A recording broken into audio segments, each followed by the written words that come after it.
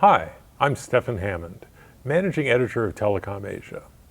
We're here today with Mr. Johnny Zhang.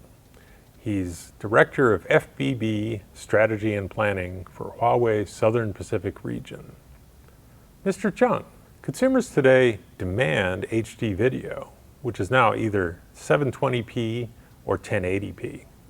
What evolution will we see in telecom video service over the next 5 years?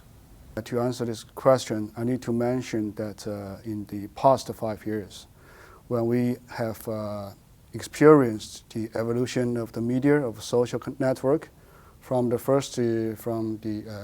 text to the voice to the video.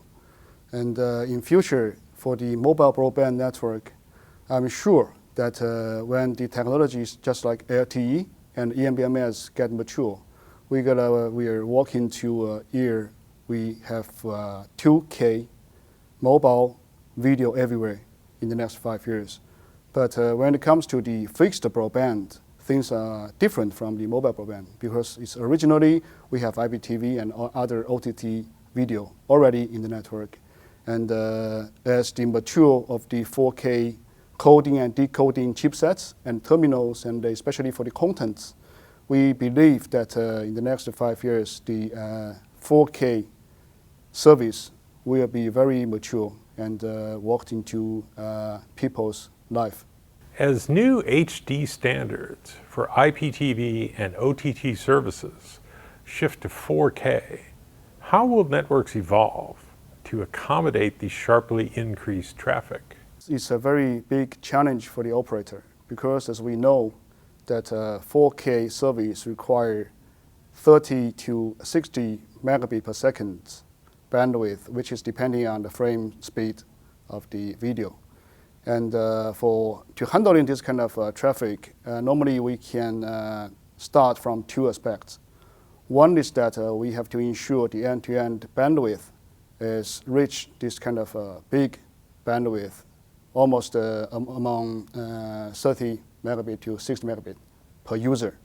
And to ensure the the smooth evolution to this ultra broadband network, we need to make sure that these days we already have very mature technical as the 10 gigabit IP ports, or even 400 to 1 terabit IP ports.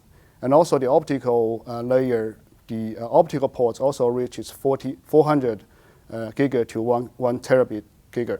So I think the biggest challenge is how we can make them work together of the IP layer and optical layer, especially for the OAM and the protection and the reliability of the network. And to optimize the architecture, I think it's a very hot topic today that SDN and NFV will be included into our considerations in the future evolution of the network. And on the other hand, when we have a matured network with the IP plus optical transmission, we need to think about how to lower the power or the power consumption or the efficiency of the network, so that we need to think more in our in-house designed chipsets, which will lower the power consumption in a very fundamental point of view. Consumers today are king. What innovations in video delivery will help keep them satisfied and help avoid churn? For this question, I think it's mainly depending on the business model of the operator, which kind of business model they gotta put into the market.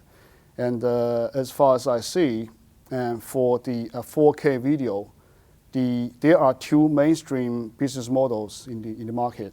One is the monthly contract IPTV service. So if the operator puts 4K into this kind of a business model, which means that the customer has originally higher expectations to the service. So in this case, the operator needs to put a lot of effort to ensure the end-to-end network quality so that people will not complain because it's already paid services. And the other business model will be something like a value-added service of internet. So it could be video on demand or just a click-to-view OTT video. And in this case, I think the customers normally, because it's based on internet, they will get less expectations to the 4K services, so that they will try to try more new things, new tech, such like the video on demand, which is provided by the operators to enhance the quality of the service. At the same time, their satisfactions will be optimized, actually, compared to the first business model.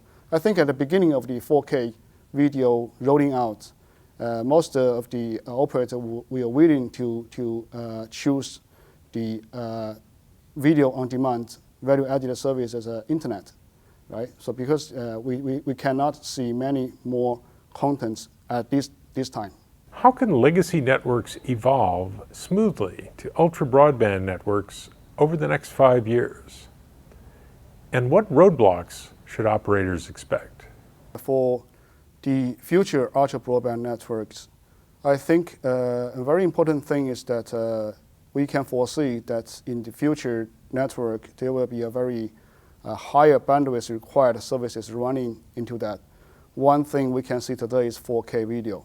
And to handle this kind of traffic in the network, we are looking for a high throughput network, which is kind of different from the high bandwidth network. Because I think in future network, most of the technologies used today can be evolved smoothly to future. Because from Huawei point of view, the IP and the optical or access products are developed at the same platform.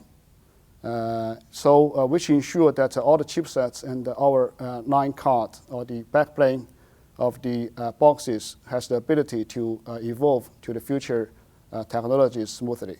And to enhance the throughput of the network, I think we will focus on two aspects. One is that we need to establish the flattened network, which can be evolved from today's very complex tree topology or ring topology metro network. Just add some WDM boxes to make sure point-to-point direct connection of the flattened network. And the other thing is that we gotta make sure that we will do something to optimize the TCP protocols, which most of the video services, just 4K, is based on these TCP protocols. So by optimizing the TCP connection, we can also ensure the throughput of the end-to-end network to make sure that in the next 5 years, the ultra broadband capability is equipped into our today's network.